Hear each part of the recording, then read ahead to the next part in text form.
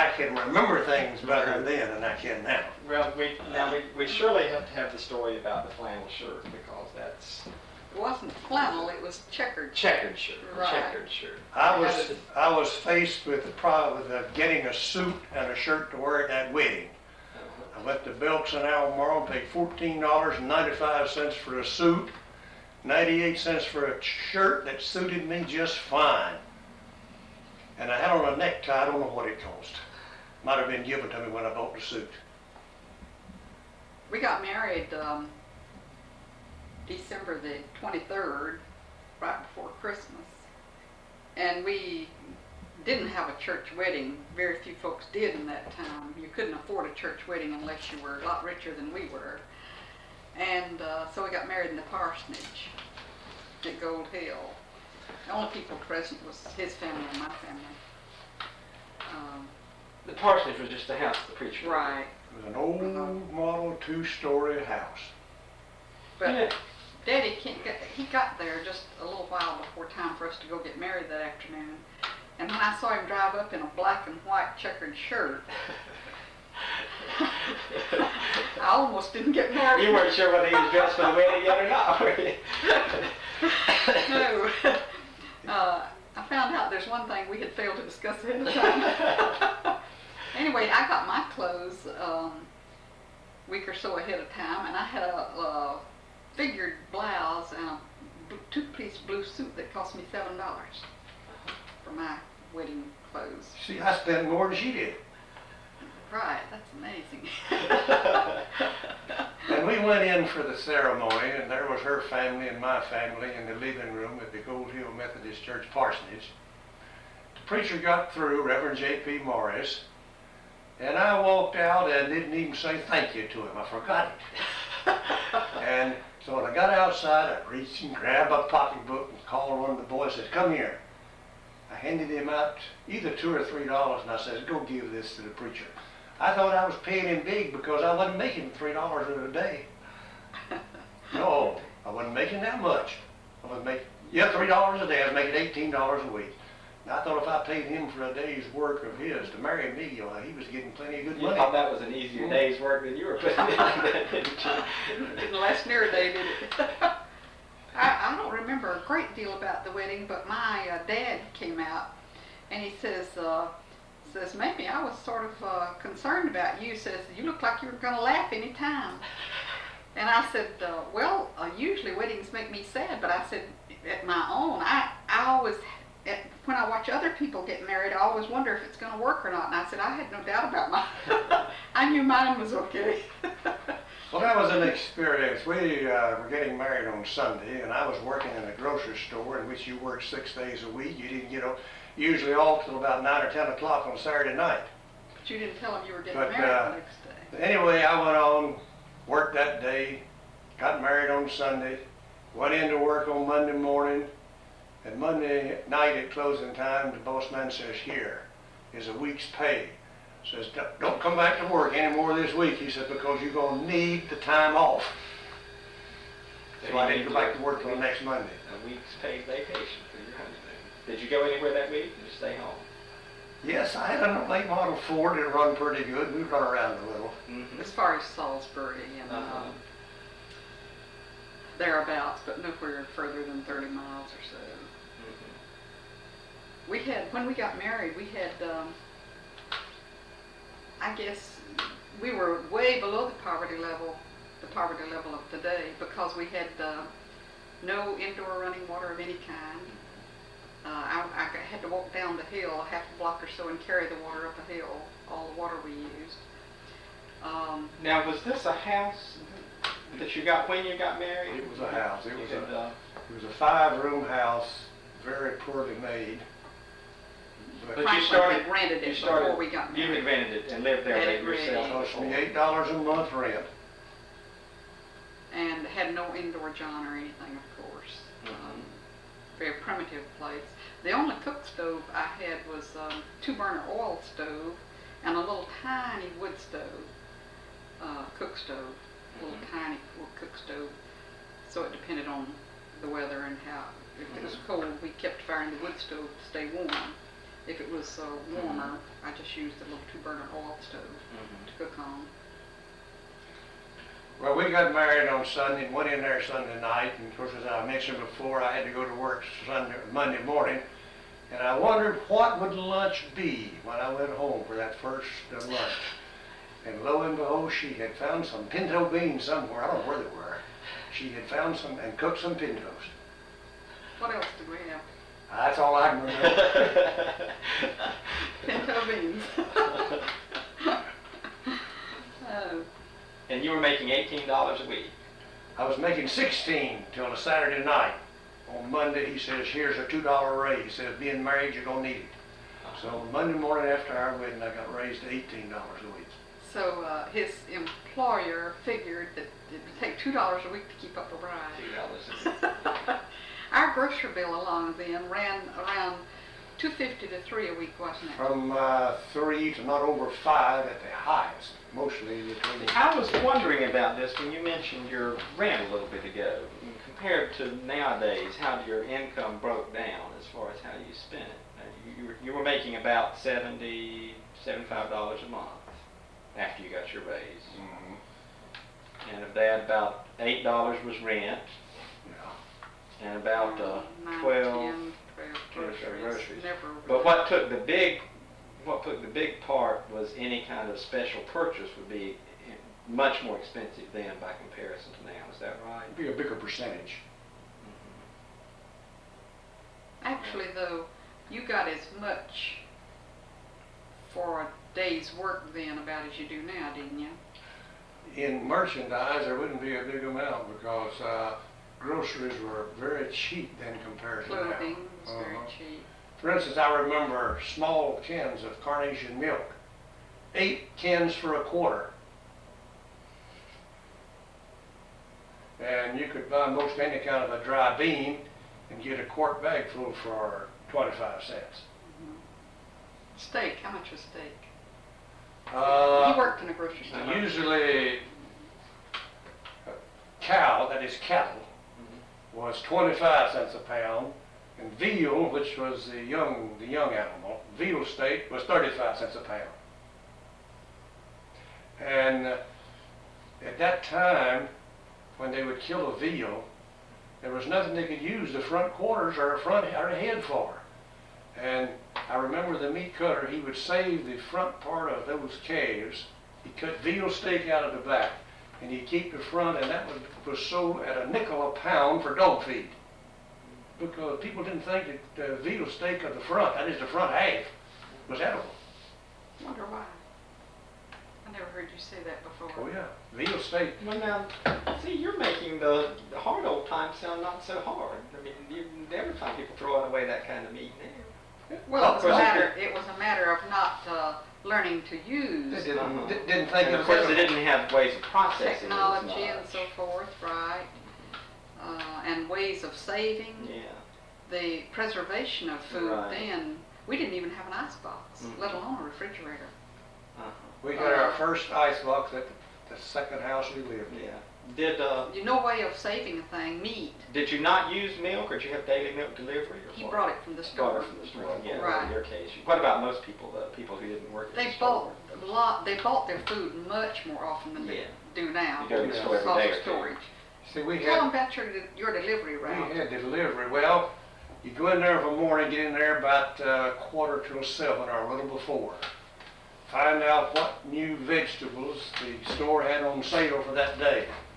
You would start on a trip. There were 3 of us. He had a route, a At vegetable a route, route. I'd jump in that little old delivery truck and take off up the hill and stop at those houses to see what the woman wanted You for took that day. orders. Took orders.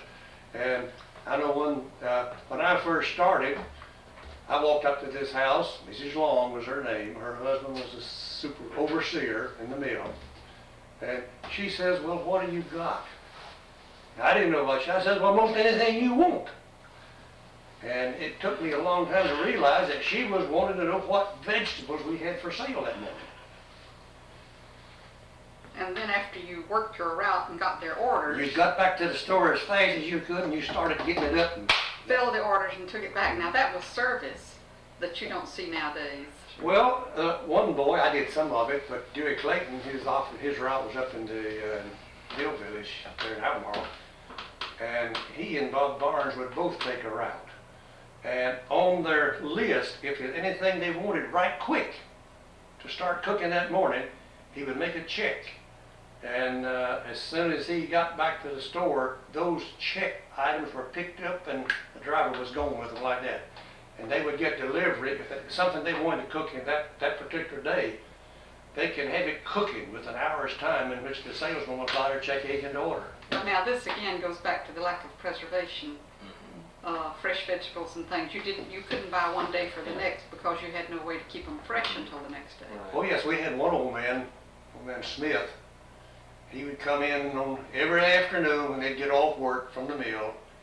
He'd come wobbling through there and he'd go along the counter and look at, well, gotta get something for breakfast for in the morning. They didn't buy it ahead of time. He'd buy his Then breakfast. his wife would buy for the rest of the day. He bought for breakfast. But so far as wasting things, you mentioned a little bit ago, even though it was an age, we didn't know we were in poverty, but it was, according to today's standards, it was extreme poverty. People didn't know or go to the effort to use every little thing like they do nowadays. Nowadays in meat, they learn to use everything, even to the skins and Grind bones, the bones and all. It was part a matter of learning and technology, that sort of thing. Yeah. Like the sawmills of today, Right. they don't waste anything. Right. Everything of a tree is used, where a lot of it used to But- just be thrown away. But the hardest times that you had gone through were earlier than that, Oh, before yes. your marriage. Right. And in those times, you would have, of course, not been wasteful because the need was greater. Well, What you were married in 34, right.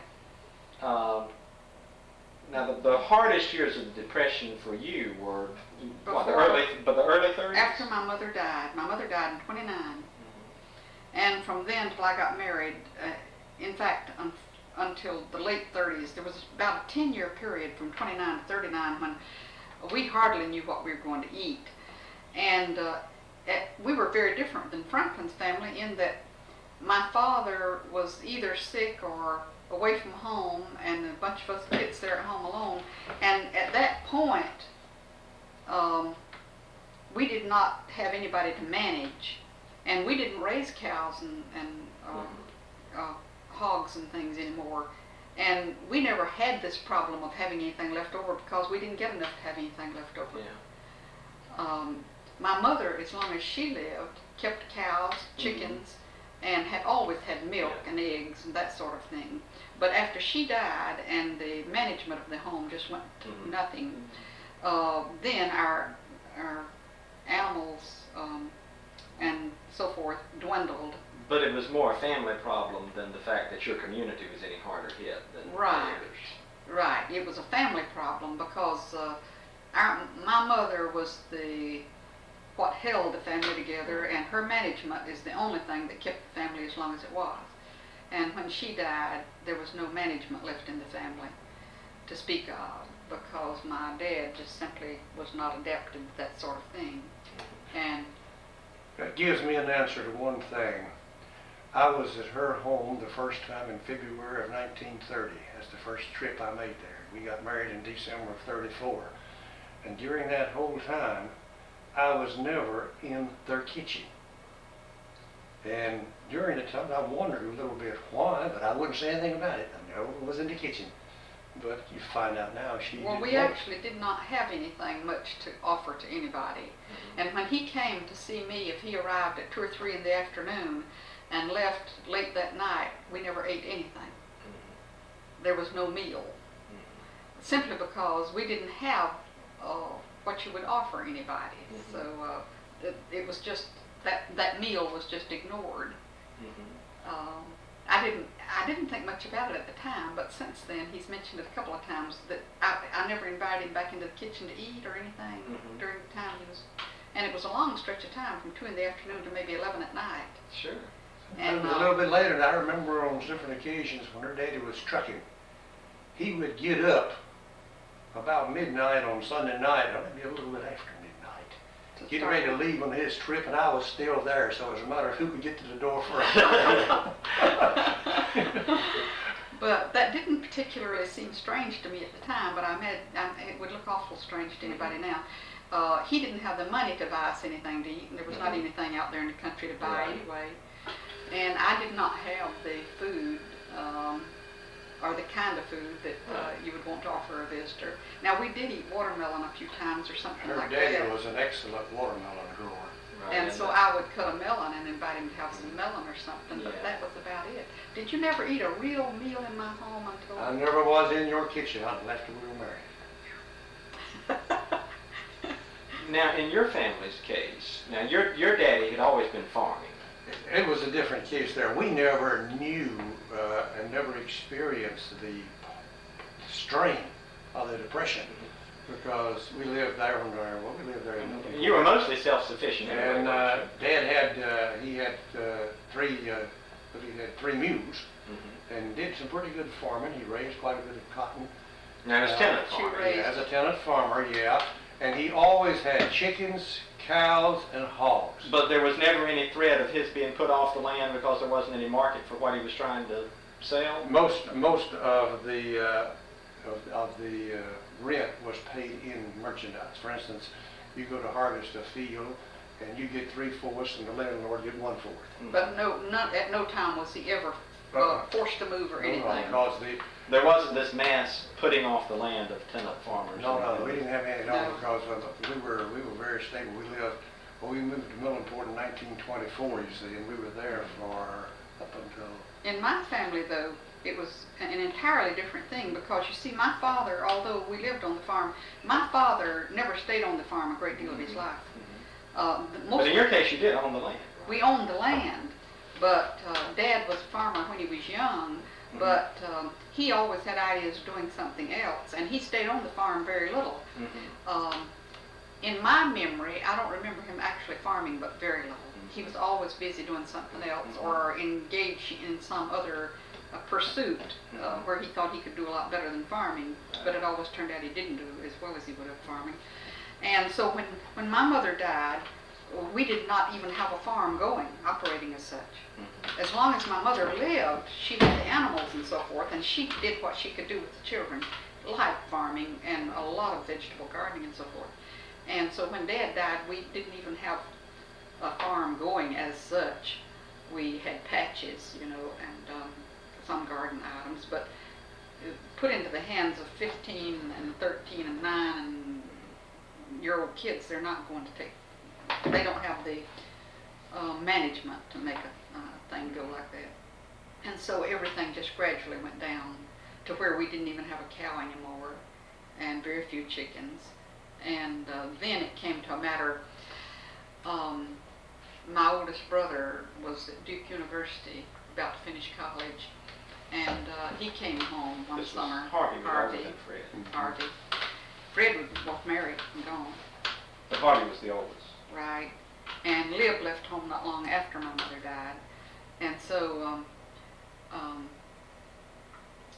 my Harvey came home from Duke, and he told the local storekeeper to let us have certain items.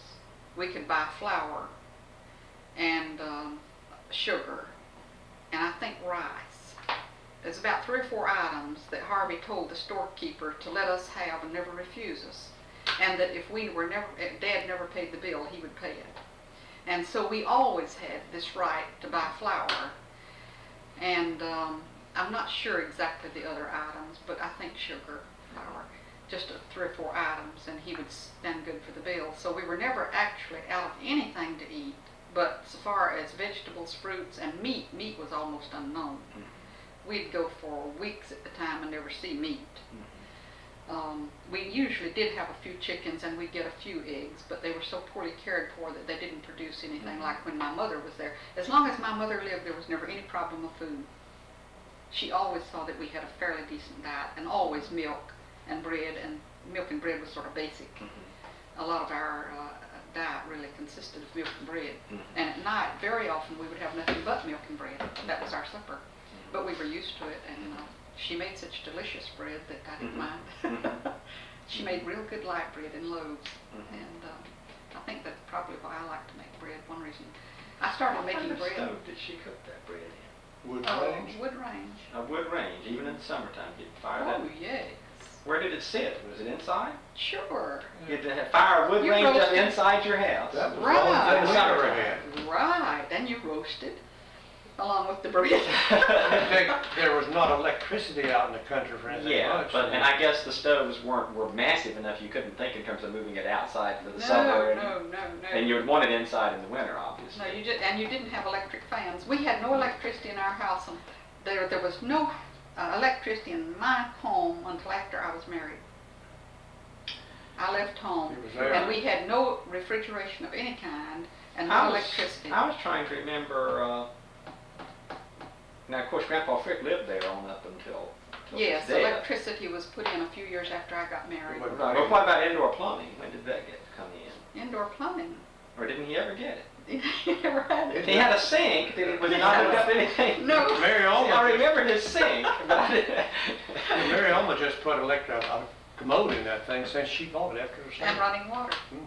was put in.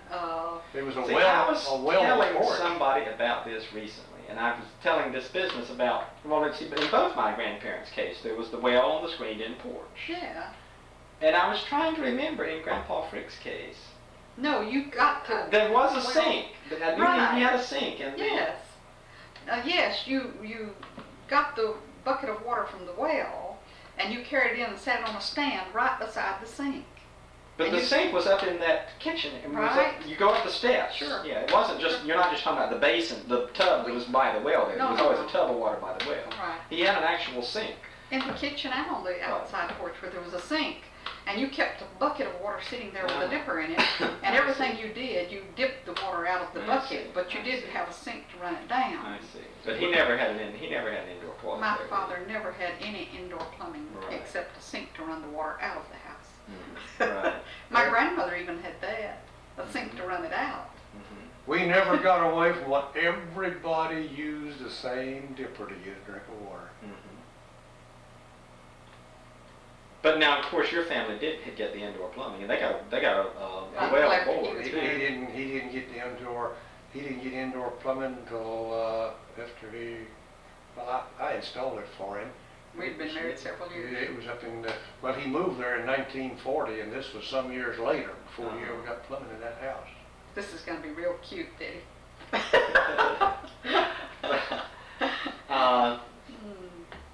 But did that house have indoor plumbing in it from as far back as I ever went down there? Probably. Yes, Yes. because it was put in the early 40s.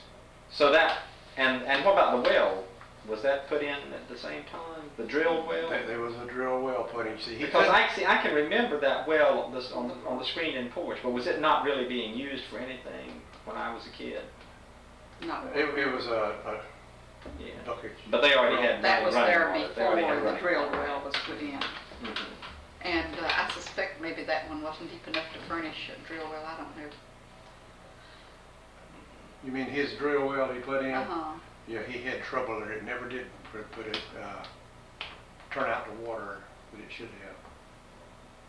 Now that house, was that the first house that he ever owned? Mhm. All the previous places he did. had rented? Yeah, he bought that tract of land, $800. Many acres. 1940? It was around 1940 because he started. 60 No, he acres. bought it about 35. 60 acres. Yeah, about 60 to 70 acres. About $13 For $800. $13 an acre. I wish I could buy it back. Well, after Dad died, we sold it, got $2,100 for it. And now if you had it, you could get $10,000 for it. More than that. At least 10,000. 10,000. Lord, more than that. You get. Norman got 17,000 For a lot. 5 acres there at Liberty. Of course, that wouldn't have sold quite down there, I don't think, what Norman's would bet. have. I'll bet that 60 acres of land. Which where Dad's was, Yeah. was around 7. I bet that the price of that now would be about $700-800 an acre. No telling what it would be. I bet it might be even more than that. You see, she owns now, she's got 6 acres of your daddy's place? It's listed 6, but the roadway comes out of it. Uh-huh. Mm-hmm. But Norman sold his for 17,000, similar tract out there.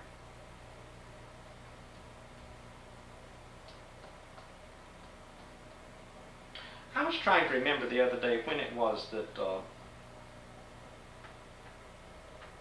Norman first went into the furniture business. He did that with Fred, right? They were partners to start with. Mm-hmm. And your daddy never owned any interest in No, that, did he? He no, just worked. he worked there some though. Was that almost right after the Second World War?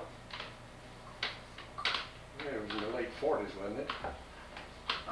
If you can date the Korean War, Norman just had it started and going when the Korean War came along and he had to go back in service.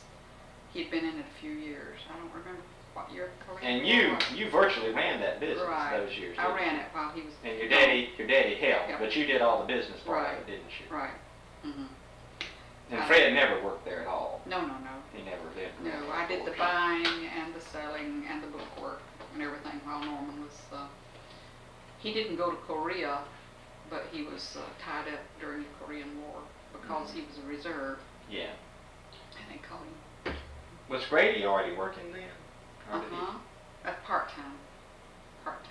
Was Grady Grady and you and your daddy the only employees at that time? Hoyt Deal was in there some. I don't remember exactly the split down there, but Hoyt Deal worked part-time. But Grady started off as a part-time worker.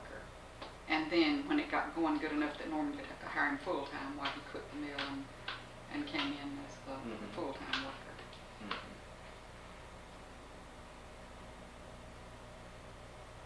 Now it was,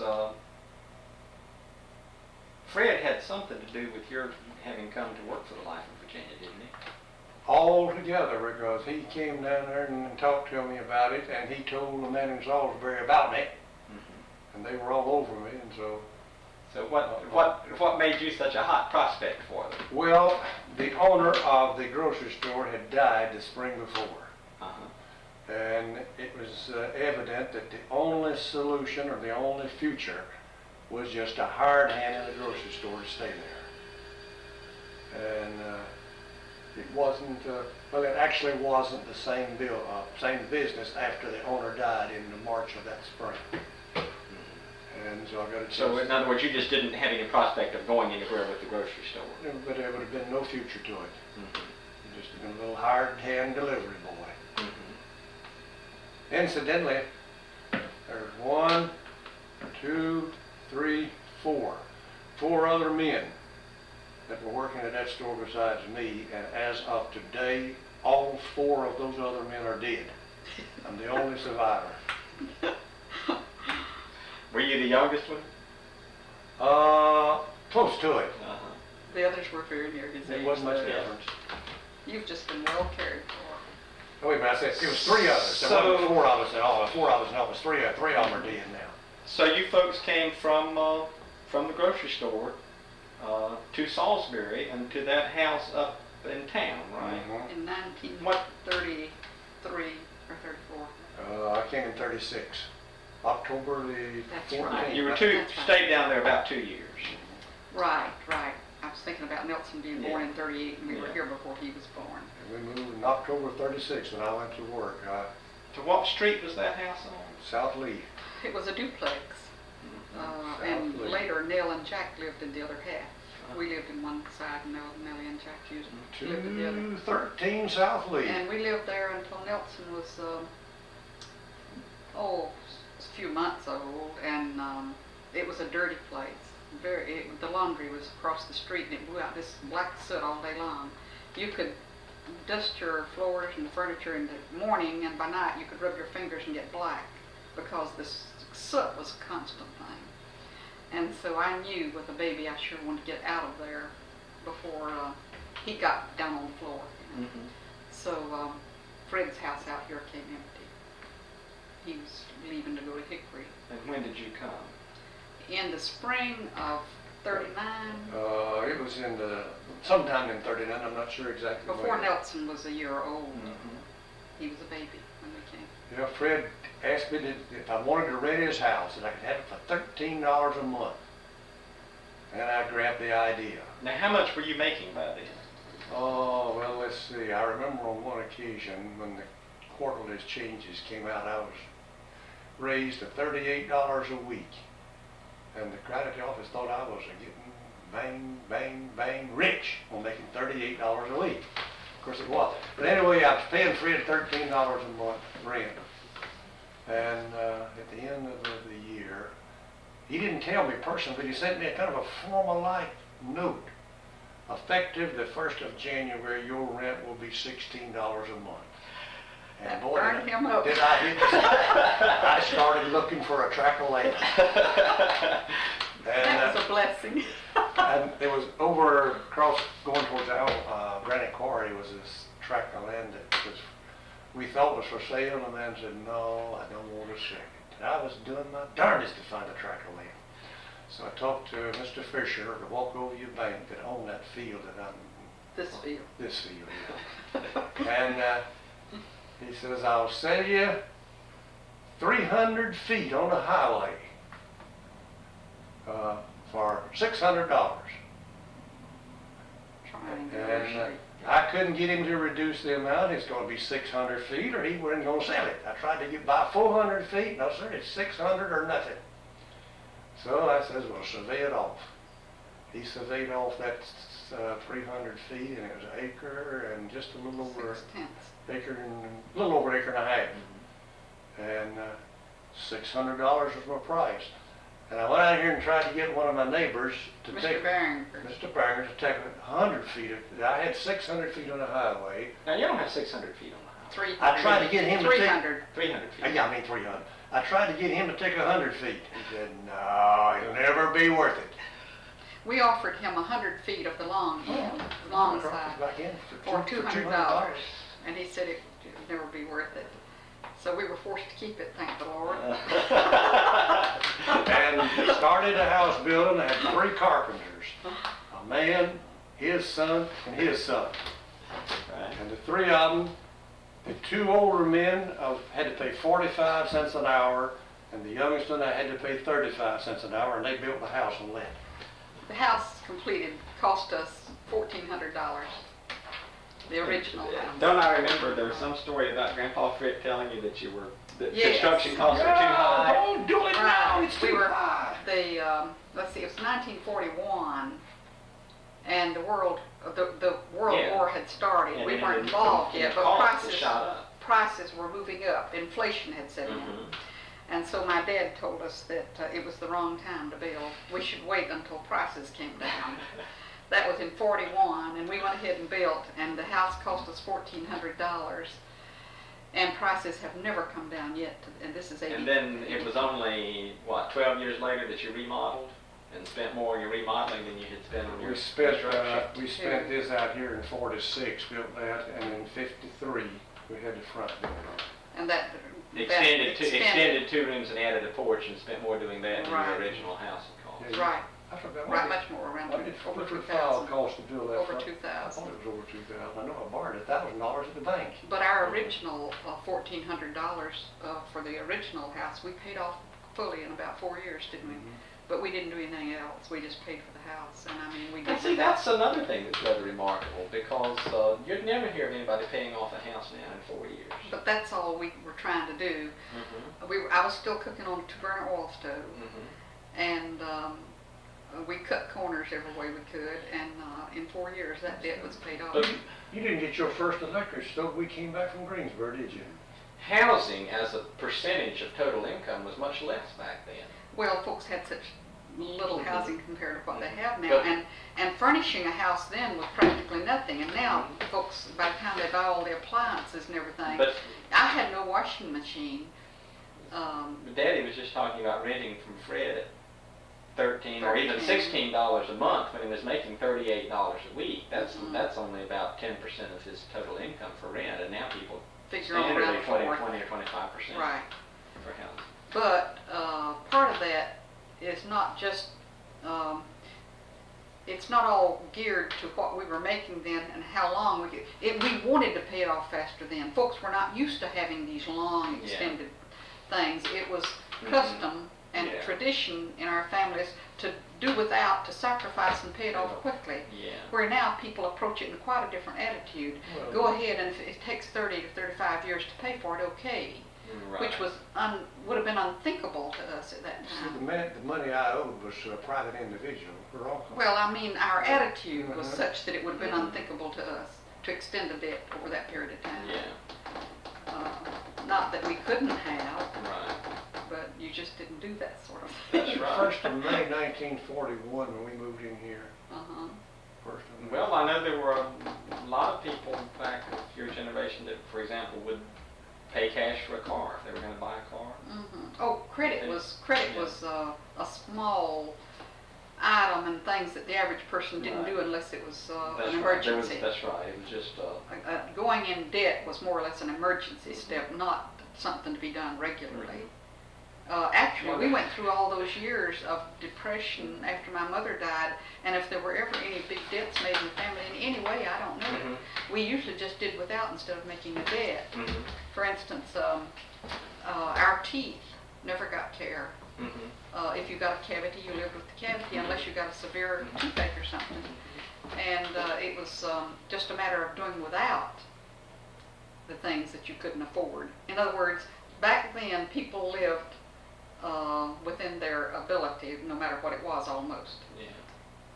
and did not splurge for things that you couldn't afford. I wonder Now kids don't know what they can afford and I what was they just, can't. I was just wondering what the concept of credit cards would have been thought of. It would have been ridiculous. It would have been practically a sin.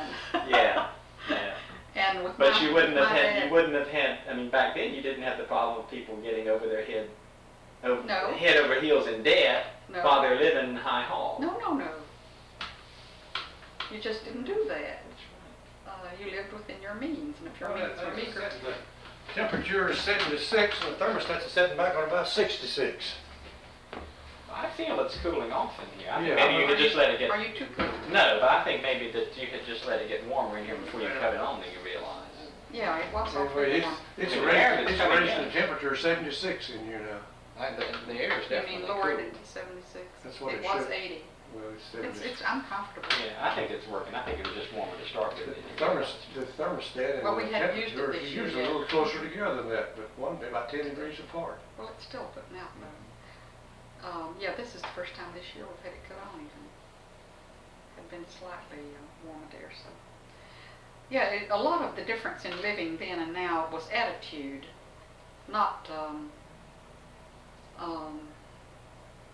that you couldn't have gone and done some things or extended your debts and so forth. It's just that it was frowned on, and you yourself didn't want to do it. Mm-hmm. But then, you know, we lived in Greensboro a while. Do you remember? Now the move to Greensboro was because you took a promotion with the company, didn't you? Stayed there a while, didn't like it, and came back. Came back. Stayed here about 5 years and took another promotion here. But we never moved again. We came back here in 1946. And that's the year my grandmother died and I got the sugar bowl. and then we never moved again. I told him when we came back from Greensboro that time, that had been a very unhappy experience. And the personnel he worked with were so bad. Mm-hmm. And, So you demoted yourself to come back, didn't you? right, he voluntarily quit to come back Mm-hmm. and take a demotion. And I told him when we came back and got back in this house that if he ever wanted to move again, go ahead. I would never move again unless it was up or down. I'd never move sideways again. But I don't think he's ever seen the time he really wanted to move again. No. See, I took the promotion here. Let's see, I came back here in September. 46. When I came back, I think March. Yeah, March. It was spring. March. It was spring, right. Getting on up close to 40 years back here again. And you rented this house while you were gone? Jess and Margaret lived in it. Jess and Margaret. I had forgotten that. Well, yeah, Jess and Margaret lived in it. They loved it. Were they pretty much newlyweds at the time? Well, you see, They were Danny married was when your about age. 42. Something like that. They were married in 42, I think. They were married during the Danny war. born in 43. I guess that's But they were about pretty right. newly married. So they were living here when Danny was born. No, Danny was born before We we hadn't left. moved here yet. You had not moved away from here yet. Right. I was born here. You were And born then we here, moved Danny was shortly born, afterwards. right. Danny was, you were, between 1 and 2 when we left here, weren't you? Was it? Uh-huh. I have no Yeah, clue. you were born in 43, and you were a toddler when we went to Greensboro. Okay. I think in September of 44, I think, when I put that to my motion to go to Greensboro. We came back in 46. We were only going a year and a half or so. Okay. All right, you were a little tiny fella, but up to walking, running around. Mhm. See, Nelson started, hit the first grade in Greensboro. He went to school there 1 year. That was sort of odd. He started school in Greensboro, and he went back and taught his first year in Greensboro. Mhm. And when he came That's out right. of college, his college professor was the first Right. in Greensboro. He went back to Greensboro to start teaching college. Three phases of teaching, every one of them started in Greensboro.